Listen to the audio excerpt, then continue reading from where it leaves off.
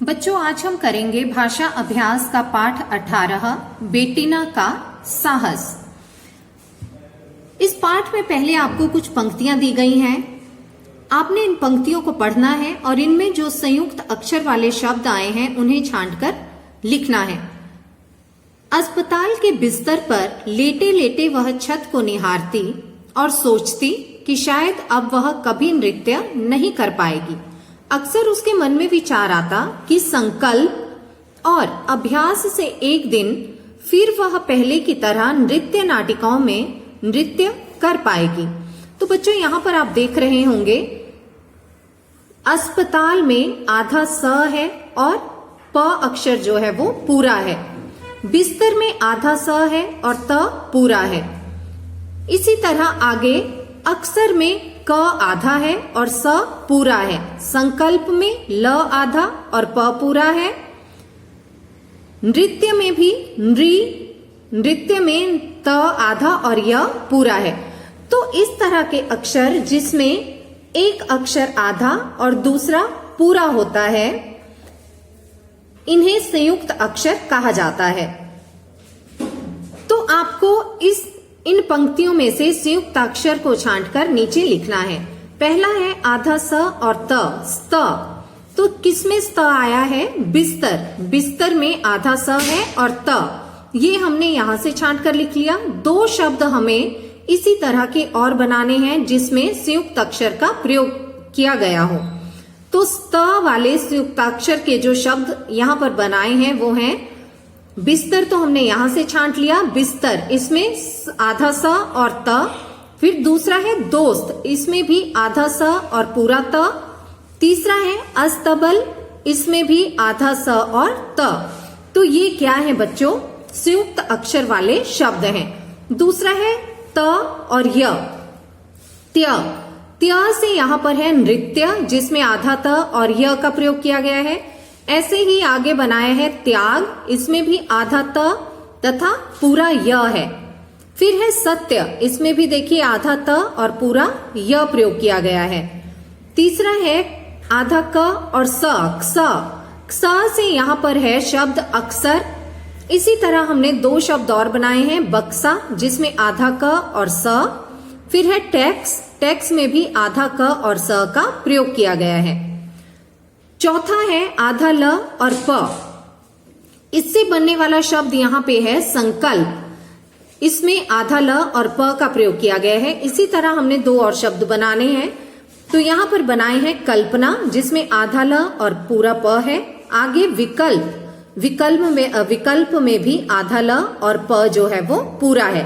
तो बच्चों, जो संयुक्त अक्षर वाले शब्द होते हैं उसमें क्या होता है, एक अक्षर जो होगा वो आधा होगा और उसके साथ जो दूसरा अक्षर है वो अक्षर पूरा होगा। तो इस तरह से ये संयुक्त अक्षर कहलाते हैं। दूसरा प्रश्न है, नीचे दिए गए शब्दों के बहुवचन रूप लिखिए। पहला है शुभ कामना। शुभ कामना एक वचन है, इसका बहुवचन होगा शुभ कामनाएं। दूसरा है ताली, ताली का बहुवचन तालियां। और याद रखना है कि एक वचन में अंत में जो बड़ी की मात्रा होती है वो बहुवचन में कैसी हो जाती है, छोटी ई में या छोटे ऊ में बदल जाती है। अगर यहाँ बड़ी ई की होगी तो बहुवचन में वो छोटी ई में बदल जाएगी। अगर यहाँ बड़े ऊ की होगी तो वो बहुवचन में छोटे ऊ में बदल जाएगी। लेकिन बदलनी कौन सी है? जो अंतिम अक्षर में होगी। फिर है खिड़कियां, खिड़की, खिड़की एक वचन है, इसका बहुवचन है खिड़कियां।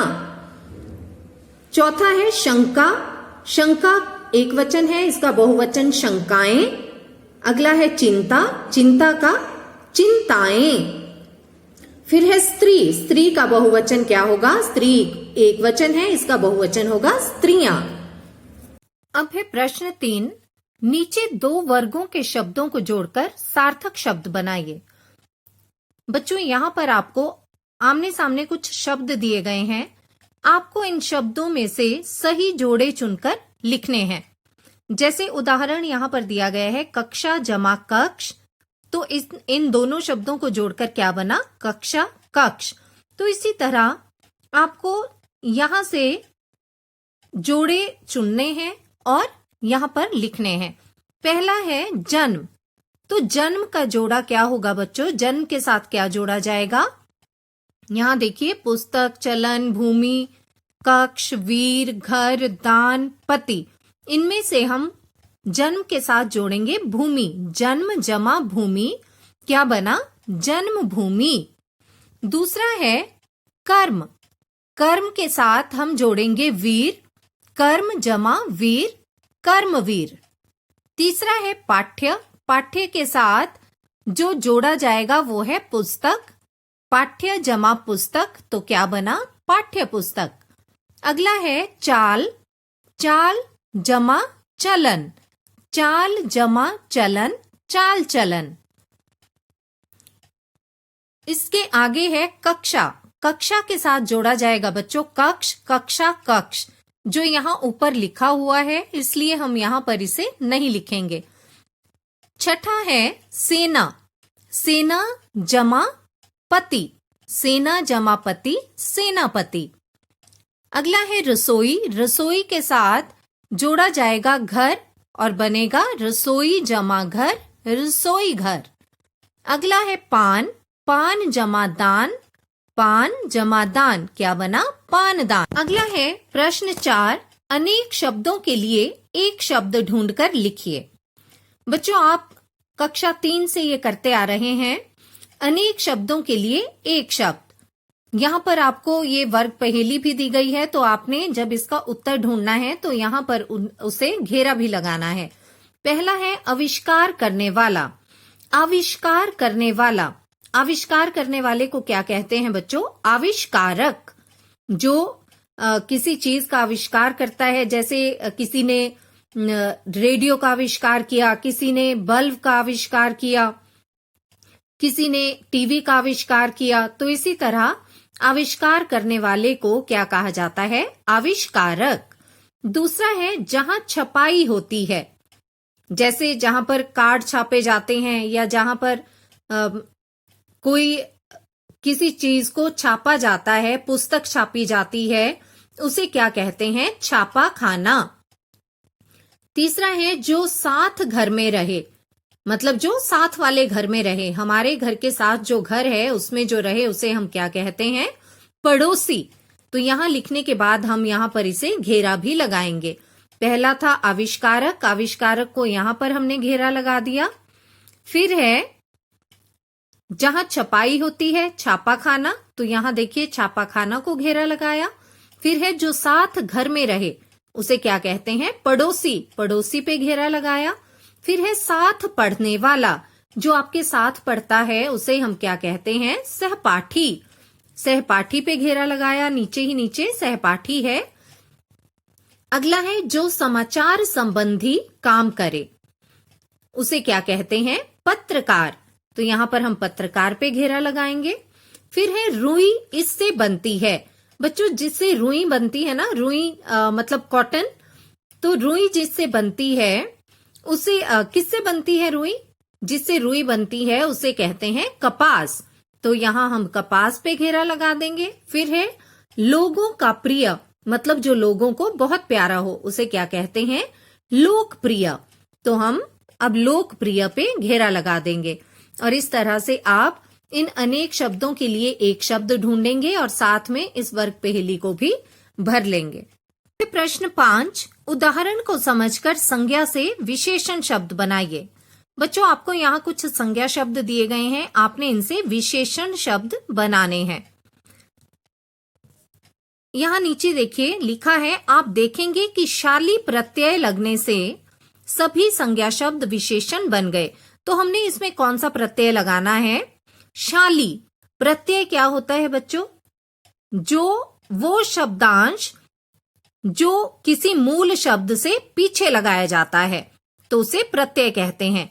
अब देखिए हम कैसे शाली प्रत्यय को यहां जोड़ेंगे। जैसे पहला उदाहरण इन्होंने दिया है भाग्य। भाग्य से संज्ञा, जो भाग्य संज्ञा शब्द है उससे क्या विशेषण बना? भाग्यशाली। दूसरा है शक्ति। शक्ति में हम शाली प्रत्यय जोड़ेंगे तो क्या बन जाएगा? शक्तिशाली। तीसरा है गौरव। गौरव से क्या बना? गौरवशाली। अगला है प्रतिभा। प्रतिभा से प्रतिभाशाली। प्रभाव। प्रभाव से प्रभाव में जब हमने शाली शब्दांश या प्रत्यय जोड़ा तो क्या बन गया? प्रभावशाली। फिर है बल, बल में शाली प्रत्यय जोड़ने से क्या बना? बलशाली। तो बच्चों ये जो शक्तिशाली, गौरवशाली, प्रतिभाशाली, प्रभावशाली या बलशाली, ये जो शब्द हैं ये क्या हैं? विशेषण है, जो किसी की विशेषता को, संज्ञा या सर्वनाम की विशेषता को बता रहे हैं। अगला प्रश्न है प्रश्न 6। नीचे दिए गए शब्दों का लगभग समान रूप से उच्चारण होता है, परंतु दोनों के अर्थ भिन्न होते हैं। ऐसे शब्दों को श्रुति समभिन्नार्थक शब्दों के नाम से जानते हैं। बच्चों कुछ शब्द ऐसे होते हैं जो हमें बोलने में तो बराबर लगते हैं। श्रुति सम मतलब, श्रुति मतलब सुनना, जो सुनने में कैसे लगते हैं? सम अर्थात बराबर, सुनने में जो बराबर लगते हैं, लेकिन भिन्नार्थक, भिन्न मतलब अलग, उनका जो अर्थ है वो कैसा होता है? बिल्कुल अलग होता है। जैसे देखिए, दिन और दीन सुनने में तो बराबर लगते हैं, दिन दीन, लेकिन क्या है? दिन, इसमें छोटी की मात्रा का प्रयोग हुआ है। जहां पर ये छोटी की मात्रा लग गई दिन, तो वो इसका अर्थ क्या हो गया? दिवस। लेकिन जहां पर दीन, द में बड़ी की मात्रा लगी तो बिल्कुल अर्थ बदल गया और इसका अर्थ हो गया गरीब। तो दिन दीन सुनने में तो बराबर हैं, लेकिन दोनों का अर्थ क्या है? बिल्कुल अलग है। दिन का अर्थ दिवस और दीन, दीन का अर्थ गरीब। दूसरा उदाहरण है शाम और श्याम। शाम श्याम सुनने में ये एक से लग सकते हैं, लेकिन देखिए दोनों के अर्थ किस तरह अलग हैं। शाम, शाम मतलब साय, जिसे आप इंग्लिश में इवनिंग कहते हैं, शाम साय, और श्याम, श्याम होता है काला। तो देखिए बच्चों, सुनने में ये आपको बराबर लग रहे हैं, लेकिन लिखे भी अलग तरह से हैं और इनके अर्थ भी भिन्न हैं।